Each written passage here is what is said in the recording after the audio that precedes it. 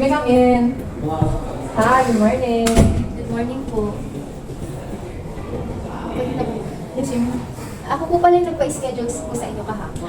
Okay, I see. So, I will introduce myself first. So, I am Dr. Danny Cruz Emer Flores. So, I want you to introduce yourself first. Ako po pala si Michelle Aquino, 22 years old. And ngayon po, sana po matulungan niyo po ako sa problema ko. Ayan. So, ano kaya itong unsolved issues mo, be? Meron po kasi akong best friend dati. And sa ngayon po, hindi na po kami nag-uusap.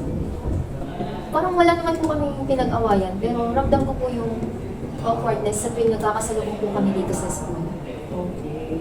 Upon hearing your unresolved issue, so ang gagawin natin ngayong therapy is gestalt therapy. Ito ay tinatawag na empty chair therapy. So, ang gagawin lang natin dito, miss, is, so, di ba meron dyan dalawang upuan? So, dito, habang nandyan ka, ikaw si Michelle. So, lahat ng gusto mong sabihin sa best friend mo na hindi mo nasasabi, hindi mo kayang sabihin, so, ito ay sasabihin mo. Di ba may nakikita kang isang upuan? So, mamaya, after na masabi mo na lahat ng unsaid thoughts mo or unsaid words mo, lilipat ka naman sa kabilang upuan at doon naman is, ikaw naman ngayon yung best friend mo. So, sa palagay mo, ano kayang sasabihin niya sa'yo? And, ayun, ganun lang iikot yung ating therapy. Are you ready?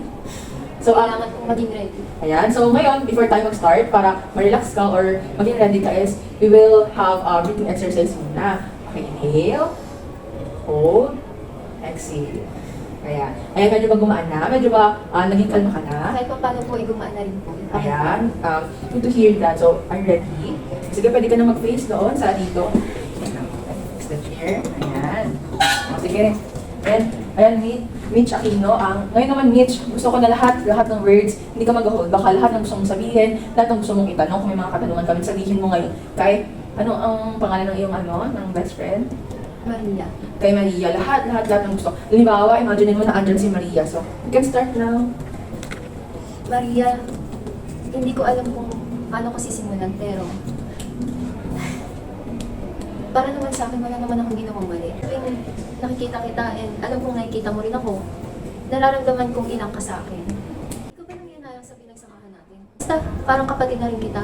Kaya, nag-worry ako na hindi natin maayos ng problema ko. Kaya sana, sa future, magkaroon tayo ng chance na makapag-usap. And ayun, sana masolusyonan natin ang problema ko.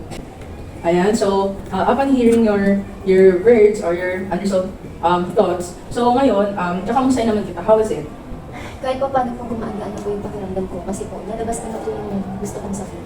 So, ngayon, Michelle, ngayon naman, ito naman ang ating next step, no? So, ngayon, narinig na ako anong side ni Michelle.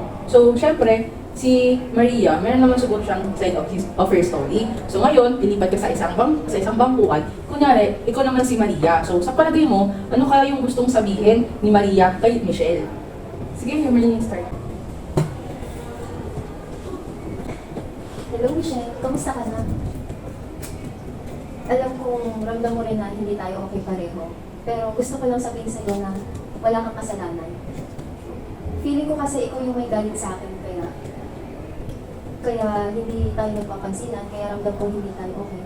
Pero ayun, if ever ba na may chance na magkausap tayo pareho, willing din naman ako kasi sayang yung friendship natin eh. Ilang years din tayong nagkakasama. Tsaka alam mo na yung mga secrets ko. Siyempre, alam ko na yung mga secrets mo.